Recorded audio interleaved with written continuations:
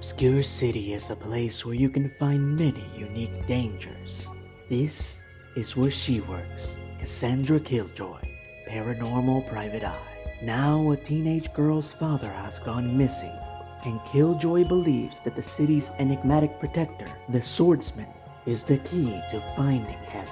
So Killjoy must face many deadly dangers in her search for the swordsman.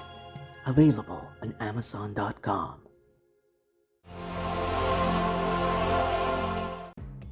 Life is brutal and merciless, ready to give you a roundhouse kick to the head at every turn and knock you down a peg.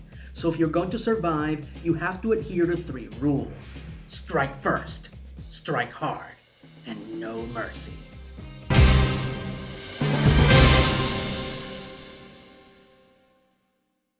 Greetings, fanboys and fangirls. I'm Erod and I'm the Blockbuster Buster, and the very strange tale of Cobra Kai starts in the early 2000s. Created by Josh Held, John Horwitz, and Hayden Schoolsberg, Cobra Kai started out not as an epic karate soap opera, but as a raunchy adult comedy, as Cobra Kai was originally conceived as a movie, very much in the same vein as Billy Bob Thornton's Bad Santa. In fact, one of the early working titles was Bad Sensei. The movie would have been an indirect sequel to the original Karate Kid trilogy that would pick things up 30 years later, where the events of the original film would repeat themselves, but with Johnny Lawrence playing the role of the mentor in the place of Mr. Miyagi. But Sony Pictures outright refused to greenlight the project, especially with a reboot looming in the horizon. Several occurrences, however, would then influence the project to become what it is today. The first was that television changed dramatically in the 20-teens. Long-form cinematic storytelling was taking over the airwaves and streaming, and shows like The Walking Dead, Breaking Bad, and Stranger Things were putting multi-million-dollar Hollywood blockbusters to shame. The second influence was No More King's music video for Sweep the Leg, which was directed by William Zabka, and he also stars in it as an over-the-top cartoonish version of Johnny Lawrence. And the third and final big influence was the hilarious Funny or Die sketch, Wax On, F*** Off, where Ralph Macchio plays a fictionalized version of himself. So the creators cut together a proof-of-concept video using clips from the music video, the sketch, and the original 3 Karate Kid movies, and they started pitching it around to different networks and streamers, including Netflix, Hulu, Amazon, and AMC. Yes, Cobra Kai was originally offered to Netflix first, and they turned it down. Remember that. Eventually, the show found a home on YouTube Red, which I didn't know was a thing until 3 years after Cobra Kai premiered. There, it would go on to be the first and only big hit the streamer ever had. However, the number one question that I always get about Cobra Kai is whether or not you have to watch Karate Kid movies to enjoy it. The answer is no. The show does a fantastic job of recapping the important events of the movies, so it's not imperative that you watch them. However, if you do, it will enhance your experience. The original movie is an American classic, and one of the 101 movies that I believe everyone should watch before they die. Part 2 is not as good, but it is a worthy follow-up. Part 3, however, is not good at all, but it is a lot of cheesy fun. So if you love the characters, you might still enjoy it. So there you go. Make of that what you will. The plot. 30 years after Daniel LaRusso and Johnny Lawrence's epic battle at the All-Valley Under-18 Karate Tournament, Johnny's life has taken a turn for the worse. Broken marriage, shitty apartment, dead-end job, the works. On a particularly bad day, Johnny decides to reacquaint himself with the one part of his life that always made him happy: karate. More specifically, he reopens the dojo that turned him into the badass that he is today, Cobra Kai. But what he doesn't know is that he's about to open a Pandora's box of epic proportions. Listen, I don't know who Pandora is or what's in her box. Cast and characters. So Cobra Kai has lots and lots of characters, and all of them have their own fandoms. Hell, I could do a whole video just on the Binary Bros. So there is no way that I'm going to cover them all. If I leave out one of your favorite characters, please don't take it personally. I didn't do it on purpose. In this section, I'm going to cover the main characters, meaning the ones that were with the show from the beginning all the way to the end, and I will do my best to cover as many of the others as I cover the seasons. Okay? Alright, so let's begin. Robbie Keene, played by Tanner Buchanan. Robbie is Johnny's estranged son. Everything Johnny is and is not all at once. Every season has a karate kid, a kid who learns karate to defeat a bully or prove themselves. Season 1 has 2, and while Robbie is most certainly one of them, he is the first and only one who goes through this journey purely out of revenge, as he agrees to be trained by Daniel purely to piss off his dad, but in the process of which he becomes so much more. And ironically, all the karate ends up doing is helping him find common ground with the very person that he intended to hurt. I'm sick of blaming you, Dad.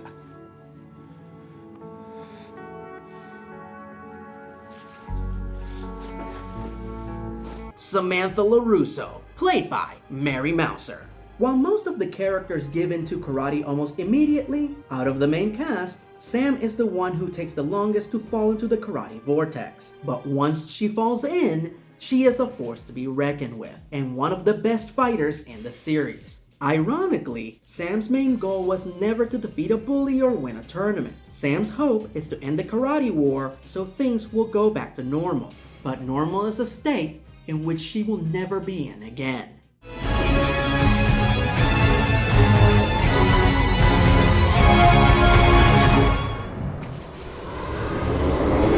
Nice move, LaRusso! Miguel Diaz, played by Xolo Maridueña. Like I said, there are 2 karate kids in the first season, and Miguel is not only the other one, but he is the one that goes through Daniel's full journey from the original movie, but from Cobra Kai's point of view. Also, while the show has many audience surrogates, Miguel is the most prominent one. Whatever themes or consequences are being explored in the show, they are generally portrayed most prominently through Miguel, as he is the ultimate underdog, always facing impossible odds, but miraculously coming out on top.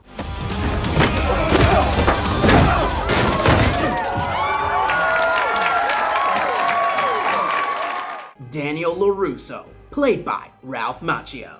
While Cobra Kai may represent Johnny's glory days, to Daniel it represents the worst days of his life. So when he sees the karate dojo return, his natural instinct is to restart Miyagi-Do karate to combat the dreaded bullies from his childhood, without ever stopping to consider whether or not there are actual enemies to fight. Now, eventually true villains will appear, and the irony is that when that time comes, the very people that he considered to be his enemies will end up being his greatest allies. Johnny Lawrence, played by William Zabka. I consider Johnny Lawrence to be one of the top 100 greatest characters ever created. This man is my power animal. Johnny is unapologetically himself no matter the situation. He's blunt, rude, relentless, and completely unencumbered by social qualms. He's like your crazy uncle, a retired rock star, and an 80s action hero rolled into one. And he is exactly what this current ultra-soft, namby-pamby, brainwashed generation needs to toughen them up. Cause there's nothing wrong with standing up for yourself. There's nothing wrong with being a badass. And there's absolutely nothing wrong with being the absolute best version of yourself. And this series shows his excellent journey from an old grizzled badass to becoming a good man. Being your sensei is the best thing I've ever done. Season 1.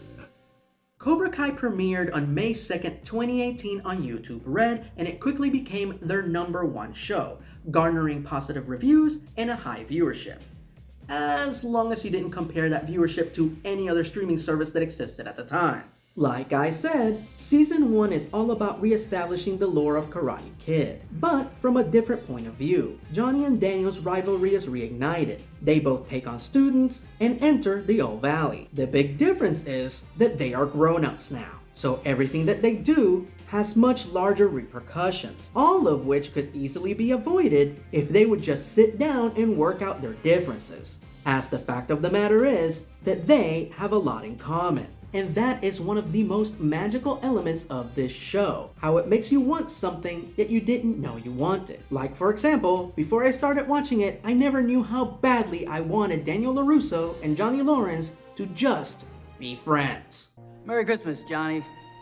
Merry Christmas, LaRusso. Daniel. And that is the best worst part of season 1, that there is no clear villain. You can place the blame as much on Daniel as you can on Johnny. And as much as that makes for great television, it just felt like something was missing. Luckily, the creators would go on to remedy that. But now they see.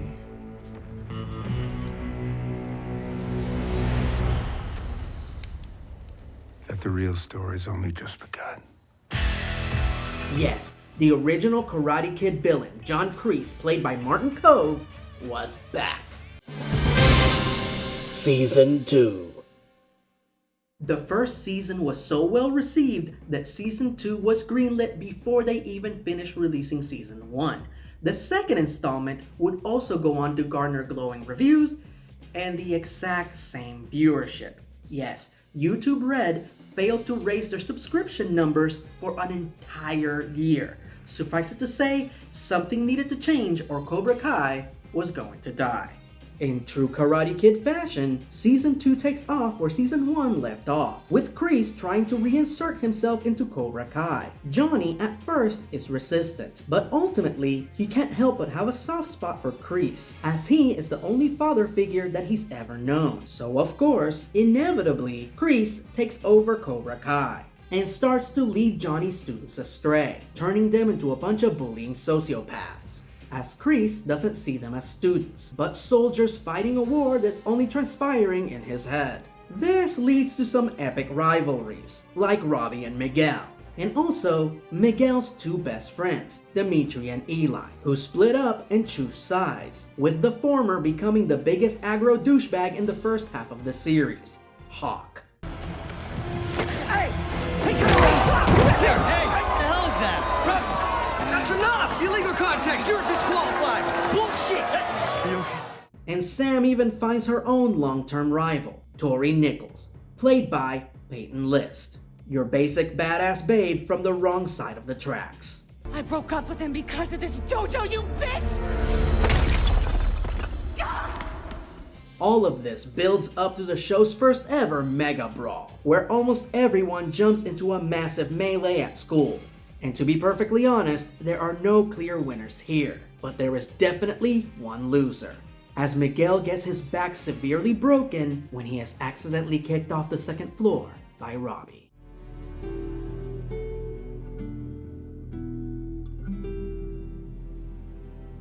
Season 2 is the Empire Strikes Back of the Cobra Kai saga, as the heroes get royally spanked. Johnny loses Cobra Kai to Kreese, Daniel is forbidden from doing karate anymore by his wife Amanda, Sam is left with PTSD, Robbie goes on the run from the law, and Miguel is left paralyzed from the waist down. This was the ultimate cliffhanger, and the fandom desperately needed Cobra Kai to come back. Season 3. Like Season 2, Season 3 was greenlit before they even finished releasing Season 2, and it was due to premiere the following year on YouTube Red. But the streamer was a sinking ship, so all the different producers started shopping their shows to other streamers, and almost immediately Netflix jumped up and bought Cobra Kai. Yes, the same streamer that originally turned them down. Season 1 and 2 of Cobra Kai premiered on Netflix on August 28, 2020, and garnered more views on a single day than they got during their entire run on YouTube Red. Hell, most people didn't even know Cobra Kai existed until that day, and I should know because I was one of them. This is when the show exploded and became the pop culture phenomenon that it is today, seeing fans organizing watch parties for the upcoming premiere of Season 3 on Netflix. And it's a good thing most of us had company, because this one was going to be big. We break Karate Kid tradition and actually pick up the events a few weeks later, with Johnny and Daniel putting their differences aside, momentarily, to find Robbie and get him to turn himself in peacefully. But it backfires, as the moment that Robbie gets out of juvie, he joins Kreese and Cobra Kai in a half-baked attempt to get back at both Johnny and Daniel. Johnny, however, spends most of the season helping Miguel get back on his feet, literally, aiding him in every possible way, from paying for his back surgery to assisting him throughout rehab in his own special way. This is a collection of the tastiest babes of 1988, and you're not gonna get to see them unless you grab it. And then he starts his own karate dojo, Eagle Fang Karate. Eagles don't have fangs. Yeah, it's mostly kids doing badass 80s stuff in an abandoned warehouse, but hey, it's better than nothing.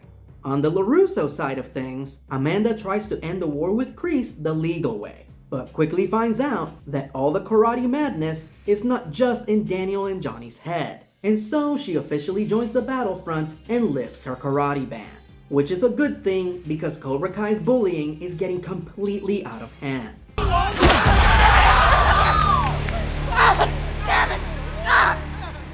And everything builds up yet again to another mega brawl, this time at the LaRusso home. But this time, Daniel and Johnny are not going to let the kids suffer for their mistakes, and they take the fight directly to Kreese. Daniel, however, forgoes the opportunity to take the old bastard out in favor for setting a good example for the kids. So he formally challenges him to the next All Valley, and the loser has to close their dojo. So Miyagi-Do and Eagle Fang officially join forces and form a Karate Justice League to take out Cobra Kai once and for all.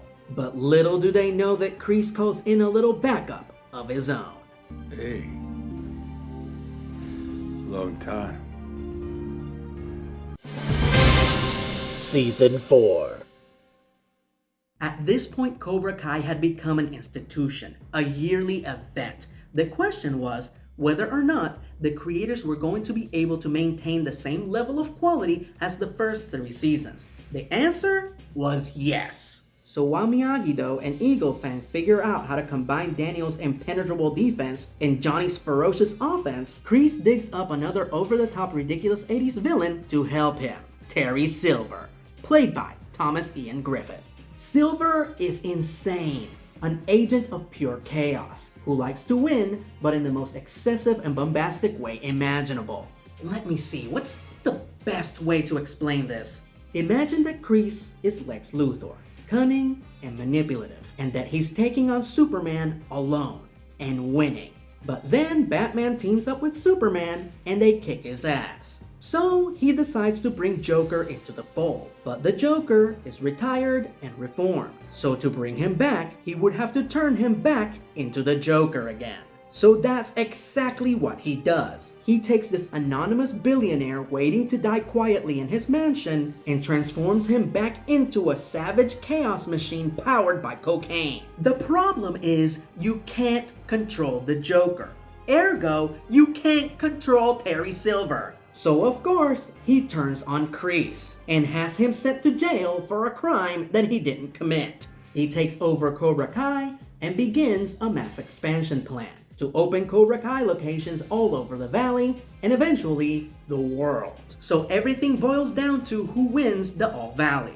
Unfortunately, Daniel and Johnny never quite figured out how to work together, and they enter their dojos separately into the All Valley, as opposed to entering as a united front. And as the saying goes, united they stand, divided they fall. So of course, they lose. But there's a twist. Silver actually paid off the referee to rule in their favor. So technically, Cobra Kai didn't win. So there's still a glimmer of hope. Will you help me finally put an end to Cobra Kai? Season 5.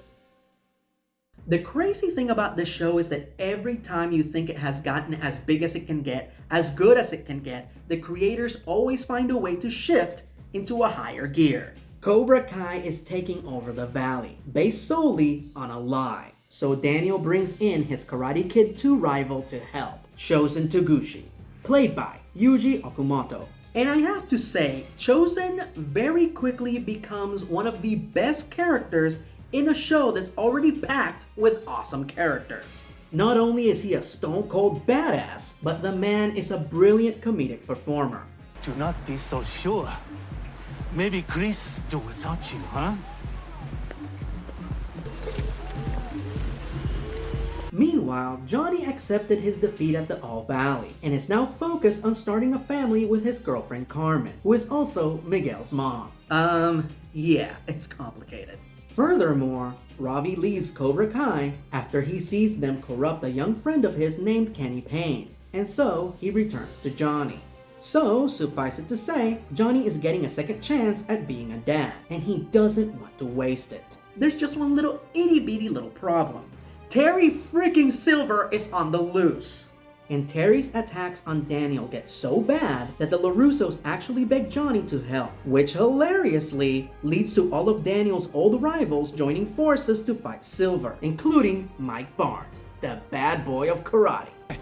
Doesn't look so bad to me. You want to go again, Chief? Mike. This leads to not one, but two mega brawls, as the Miyagi-Do and Eagle Fang battle Cobra Kai in their dojo while they look for proof of Silver's crimes. And the grown-ups battle Silver and his senseis at his home Game of Death style.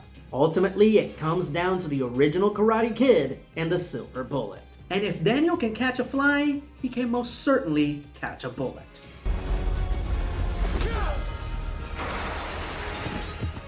So in the end, Silver is arrested for the crime he falsely incriminated Kreese for, and Cobra Kai gets banned for cheating at the All Valley. There's just one problem. While Cobra Kai might be gone from the Valley, they're not completely gone, and they're still eligible for the biggest karate tournament in the world, the Saikai Taikai. And Cobra Kai still has one sensei left. It's time for the final battle. Season 6.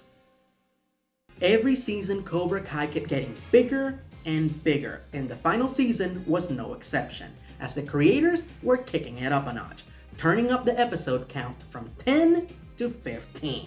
For their final battle, our heroes abandon all past alliances to other dojos and unite under the Miyagi-Do banner, as they don't want what happened at the All Valley to happen at the Saikai Taikai. But unfortunately, only 6 students can compete, which immediately creates infighting for those 6 coveted spots among the students and among the fans, who want to see all of their favorite characters participate in the finale. Their competitiveness and backstabbing is brutal, and the twists are truly shocking, but none of that compares to the actual tournament itself, which pushes our heroes to the limit, testing their integrity and creating all new rivalries. And I have to say, one of my all-time favorite battles in the entire show is Robbie versus Quan, 2 of the best fighters both in real life and in the series, putting on a clinic. A true sight to behold. All of this yet again builds up to yet another mega brawl. Only this one involves some of the best fighters in the world, including AEW's Dr. Britt Baker, DMD. Sadly, this one meets the most tragic end, as one of Kreese's students, Quan, takes his sensei's teachings to their highest natural extent and pays the ultimate price. If this would have been any other show, this would have been the end of it. But this is Cobra Kai, and there's always a Joker in the deck. Silver is back. That's right, not only did Silver buy his way out of jail, but he also bought himself the top dojo in the world, the Iron Dragons, and entered them into the Saikai Taikai, a dojo led by Sensei Wolf, played by martial arts superstar Louis Tan. Before Quan's death, there were only 3 dojos that were left to be eliminated: the Iron Dragons, Miyagi-Do, and Cobra Kai. And it is only through Silver's immense power and influence that the tournament continues after such a horrible tragedy. But now the complexion of the tournament has changed dramatically. While the Iron Dragons are at the top of their game, the same cannot be said for their opposing dojos. Quan's death broke Kreese, who officially sees the error of his ways. So, while he allows Cobra Kai to remain in the tournament so Tori can compete, he steps down as sensei, leaving a vacant spot. Miyagi-Do forfeits. Their purpose was to stop Cobra Kai, and with Kreese gone, the evil Cobra Kai that they were concerned about no longer exists. Plus, if Sam were to stay in the tournament, she would have to fight Tori, and those two buried the hatchet long ago. So that leaves Tori alone to represent Cobra Kai against the Iron Dragons. So what she would need is a Cobra Kai male competitor and a sensei. Luckily, there's a few of those in the valley. Guys, I'm not gonna lie, but when this happened, I cried. I cried like I was flipping through channels and I accidentally caught Marley and me during that scene. You know the one. Of course, Tori and Miguel do well. They were trained by all of the best senseis in the valley, so of course they win their individual bouts. But it wouldn't be Cobra Kai without a twist, as Cobra Kai and Iron Dragons are now tied in overall scores. To break the tie, the two senseis from the two dojos must now fight each other. Yes, everything comes down to Johnny, and I have to say, seeing almost every character, including Daniel, come out wearing Cobra Kai gis to support Johnny was hands down one of the coolest moments in the entire show. Not to mention, Daniel's coaching is top notch. And get out there and kick the living shit out of this asshole. You hear me? Yes, that's me. In the end, Johnny does what he does best. He sweeps the leg, and he looks good doing it. But what about Kreese and Silver? They have an epic brawl on the deck of Silver's yacht that culminates in a big fiery explosion that takes them both out. Hey, they are ridiculous over-the-top 80s villains, so naturally, they can only die in a ridiculous over-the-top 80s way. Final verdict.